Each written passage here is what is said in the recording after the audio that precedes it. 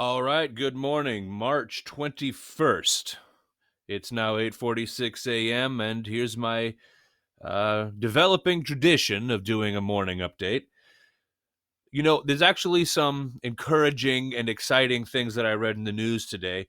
There apparently has been discovered a combination of drugs that have shown a significant ability in terms of being a treatment for coronavirus. Now, I scrambled to find out as much specific information as I could, and I came across this medical report. You know, these things are long and many, many pages, and most of those pages towards the end especially are just citations and references, etc. But I was able to distill it down to this abstract report, and forgive me if this gets a little bit long-winded, but I like being thorough and I like being specific. So what we've got here: chloroquine and hydroxychloroquine have been found to be effective on SARS-CoV-2 and reported to be efficient in the Chinese COVID-19 patients. We evaluate the role of hydroxychloroquine on respiratory viral loads. Patient and methods: French confirmed COVID-19 patients were included in a single arm protocol from early March to March 16th to receive 600 milligrams of hydroxychloroquine daily, and their viral load in, I don't think I practiced this word, nasopharyngeal swabs was tested daily in a hospital setting. Depending on their clinical presentation, azithromycin, I guess it's pronounced, was added to the treatment. Untreated patients from another center and cases refusing the protocol were included as negative controls. Presence and absence of the virus at day 6 post-inclusion was considered the end point. Result: 6 patients were asymptomatic, 22 had upper respiratory tract infection symptoms, and 8 had lower respiratory tract infection symptoms. 20 cases were treated in this study and showed a significant reduction of the viral carriage at D6 post-inclusion compared to controls, and much lower average carrying duration than reported of untreated patients in the literature. Azithromycin added to hydroxychloroquine was significantly more efficient for virus elimination. Despite its small sample size, our survey shows that hydroxychloroquine treatment is significantly associated with viral load reduction and disappearance in COVID-19 patients, and its effect is reinforced by azithromycin. Well, this is certainly the most encouraging news coming from the medical field with respect to controlling or containing or treating the coronavirus. I think that's encouraging news. Now, I saw on Twitter the president is, as of this morning, talking about how this combination of these two drugs, hydrochloroquine and azithromycin, being administered together, as he put it, could be one of the biggest game changers in the history of medicine. Typically hyperbolic, but hey, I'm not going to sneer at that. This is actually apparently pretty good news. And this was discovered, I think, in France. So the whole world working together has yielded a very encouraging medical result. So I'm happy about that. So what else is going on? There have been rumors that the entire nation is on an impending lockdown. I'm one to sort of shy away from conspiracy theories. I'm not sold most of the time, and there has been a persistent rumor that the entire country was going to be on some sort of forced self-quarantine, and no one would be allowed by federal law to leave their house, you know, somewhere in some ways to reflect what's going on in California with their statewide lockdown. And acting Secretary of Department of Human Services Chad Wolf has come out through social media to sort of dispel these rumors, the rumors that the National Guard is being deployed nationwide to enforce some kind of a mandatory self-quarantine all across the United States. And he's come out to say that this is simply not true. And he went further to say that this is the kind of misinformation that really needs to be ignored and stomped down, because it doesn't really help anything. So as of right now, not only are there no, according to the federal government, not only are there no plans to inflict that kind of condition upon us, he's actually counteracting these rumors by saying it's just misinformation and that it should be ignored. There's some interesting things going on the southern border, and I do have the most. This is from the Department of Homeland Security. This is a joint statement on United States-Mexico joint initiative to combat the coronavirus. The strong partnership and close cooperation between the United States and Mexico has allowed us to maintain a productive border environment. We value the health and safety of our citizens and keep that at the forefront of joint decisions made by our respective leaders regarding border crossing or cross-border operations. Recognizing the robust trade relationship between the United States and Mexico, we agree our two countries, in response to the ongoing global and regional health situation, require particular measures both to protect bilateral trade and our country's economies and ensure the health of our nation's citizens. We agree the need for a dedicated joint effort to prevent the spread of COVID-19 virus and address the economic effects resulting from reduced mobility along our shared border. The United States and Mexican governments further recognize critical services such as food, fuel, healthcare, and life-saving medicines must reach people on both sides of the border every day. Essential travel must therefore continue unimpeded during this time. In order to ensure that essential travel can continue, the United States and Mexico are temporarily restricting all non-essential travel across its borders. Non-essential travel includes travel that is considered tourism or recreational in nature. Additionally, we are encouraging people to exercise caution by avoiding unnecessary contact with others. The collaborative and reciprocal initiative is an extension of our nation's prudent approach that values the health and safety of our citizens in the joint decisions made by our respective leaders regarding border crossing operations. Well, that's pretty run-of-the-mill. I think we have an almost identical policy with our border with Canada, and that, of course, is far more impactful to people here in Washington State. So, speaking of Washington State, the latest figures from here. It seems that in Pierce County, starting here at home, we're up to 83 confirmed cases and still only one fatality. King County has moved up to 793 cases with 67 fatalities, and then Snohomish County, 385 cases with a total of 8 fatalities. So in the state of Washington, it looks like 1,524 confirmed cases with 83 deaths thus far. I am really hoping, as I'm sure all of us are, that the new advancements and developments in the medical sector of this, with this new combination of drugs, could be as effective as it looks like it can be. So we need to kind of track how this is going to be distributed to the public. I understand the Food and Drug Administration to have moved very quickly with respect to getting this approved for use, widespread use. So it looks like there might be something of a light at the end of this tunnel. I'm really, really hoping so. I am now on, what is this, day 5 without working. In fact, because of this ski trip that I took last week, I did not work last Saturday, so it's been over a week since I've worked. And man, I got to tell you, I am not used to sitting around. Not at all. I am a very, very active guy. I love to be out doing stuff with my friends, exploring, doing rad stuff like skiing, and I go to the gym pretty much every day. So this level of inactivity, while at first, I don't want to say it was easy at first. It was, I guess I was just in shock like the rest of you were, but it's begun to settle in. You know, it's starting to get under my skin a little bit, just not having at my disposal a wide spectrum of options of things that I can go out and do with my time. And the longer this drags out, the more that reality is starting to set in. A lot of my friends are feeling exactly the same way.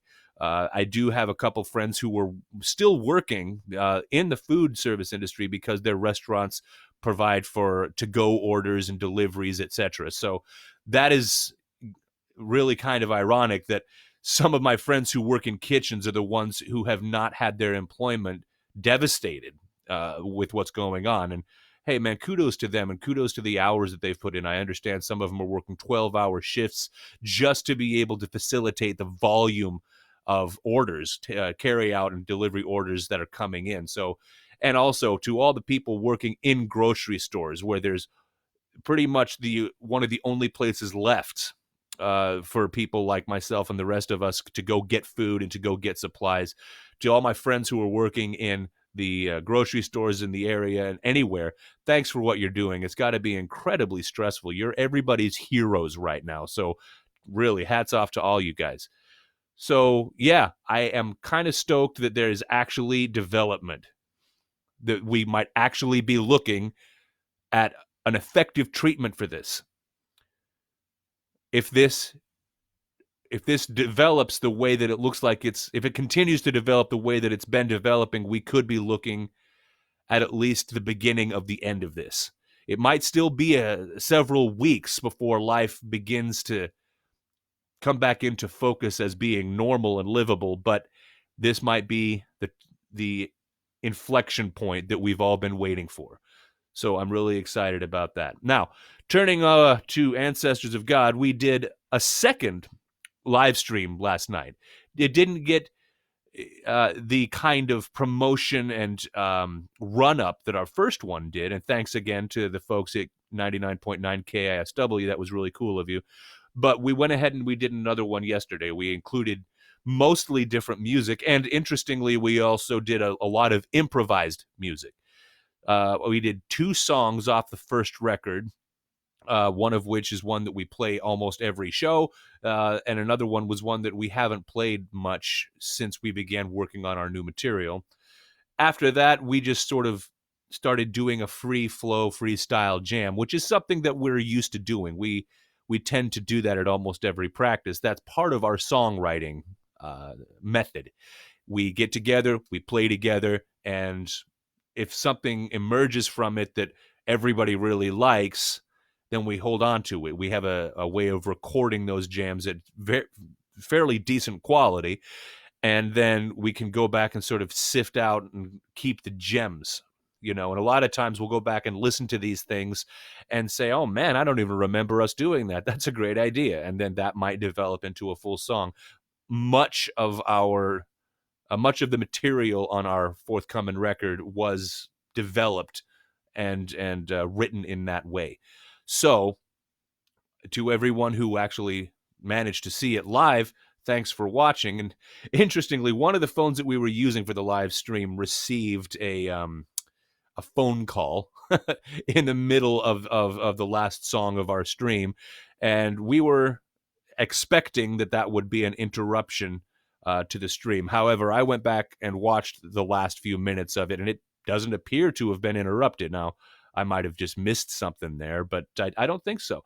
And again, I have to say, especially when bringing it up here at home on these decent little monitors, let's call them, and listening to it, especially the bass frequencies, the way they came through, the whole sound was really impressively good. So the microphones and the condensing ability of the phones that we're streaming these things with, it continues to impress me. So there will most likely continue to be live streams from rehearsal. I mean, we don't really have much else to prepare for right now as a band. We have the upcoming CD and the recordings and our efforts to release and promote that coming up, but we don't have a show to rehearse for. So we have a lot of time to do these sort of spontaneous online performances, and it really is a lot of fun. I've noticed some certain friends of mine have been continuing to do these things as well. I met somebody on one of my last trips to Crystal Mountain, a Patrick Taylor, who was performing live at the Snorting Elk. I met him, and in fact, I had the privilege of being able to go up and perform alongside him doing some harmony vocals. That was really a lot of fun, and we've since become friends on Facebook. I saw that he was doing a live stream of himself performing, and that it had been going on for, I think, at least an hour and 20 minutes.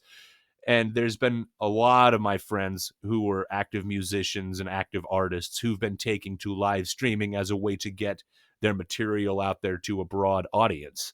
So that's encouraging to see. I mean, it's pretty difficult to suppress the artistic spirit and the compulsion to perform for people, and that's a good thing. You can't exactly put that fire out very easily. So that's happening all over the place, and I'm really proud that Ancestors of God can be included in doing that and keeping this alive as long as it's necessary to do it this way. We're going to do it this way, and I really have a feeling that sooner rather than later, this is going to have blown over, and we're just going to be right back out there doing what we do, and I'm excited as hell. I don't know about you guys. So, looks like I hit 15 minutes of broadcasting. I don't have a whole lot more prepared. I was going to go out and get a cup of coffee so I could try to be a little more clear-headed. I've noticed doing these at the very beginning of my day, I'm still trying to shake the cobwebs out of my head, and I'm not as fluent as I'd like to be.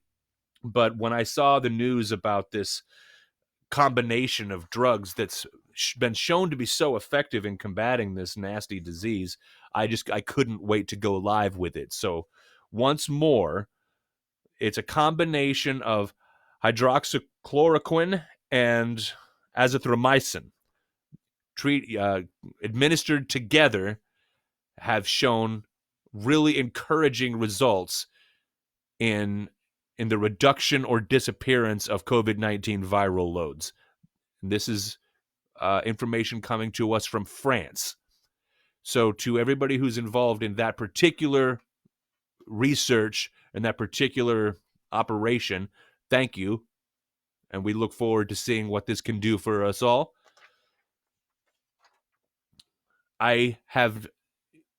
Even though I have this news, I still don't have any way of knowing how this is going to directly impact what's going on in my life regarding work and regarding being able to get back to my routine. God, I need it.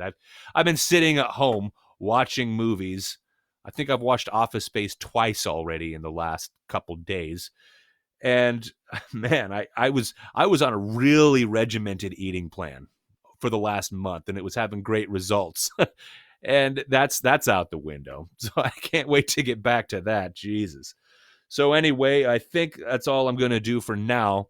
I'm going to do a lot more reading today. Oh, yeah, also, I've taken up an old hobby, something I used to do in the last years that I spent living in Nebraska.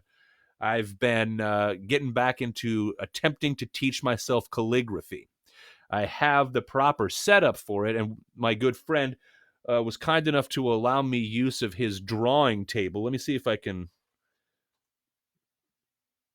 Yeah, that guy right there that's facing the other wall. That's a full-on drawing table that can be adjusted, and it's angled, so it's perfect for sitting down and doing some work. So if I can, I'd like to show you a little bit of what I'm trying to work on. It's not the best. I'm not in any way an expert at this, but I find it a lot of fun. You know, some people would like to sit down and they get a certain sense of comfort out of repetitive activity, which yields an impressive result. Something like knitting or crocheting or something like that. You can just sit down and do it, and it takes time, but you get a good result. That's kind of how I view sitting down with one of these pens that you have to dip into a well of ink, and it's got a special nib, and you can write very expressively. So let me see. 1 second. Okay.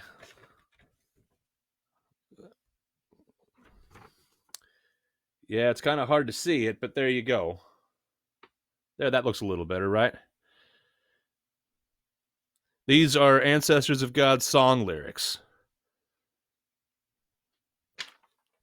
I think this was the first one I did.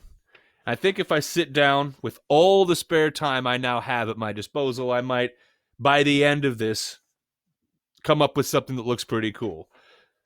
So if anybody else out there is developing a new habit or hobby or artistic technique, given all the free time that we have, share it in the comments or just post it to your own pages. Let me see your art. Let me see what's going on with your creative process during the midst of all this.